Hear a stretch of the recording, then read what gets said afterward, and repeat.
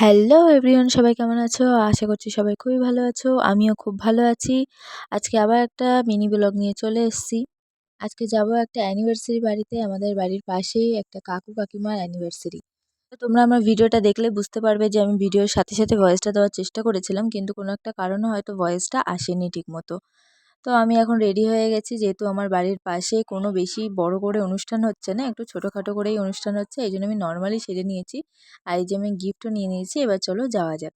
তো আমরা সেই বাড়িতে চলে এসেছি। এখন এসে দেখি কাকু কাকিমা, মানে যে কাকু কাকিমার অ্যানিভার্সারি, তারা দেখি টিভি দেখছে। তারপর আমরা কাকু কাকিমার হাতে গিফটটা তুলে দিয়ে আমরা চলে এসেছি খাওয়ার জায়গাতে, যেখানে এখন রান্না হচ্ছে, এখনো খেতে বসায়নি।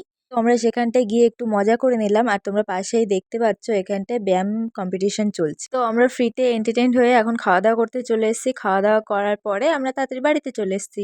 তো আজকের মতো এটুকুনি, আবার অন্য একদিন দেখা হবে। বাই।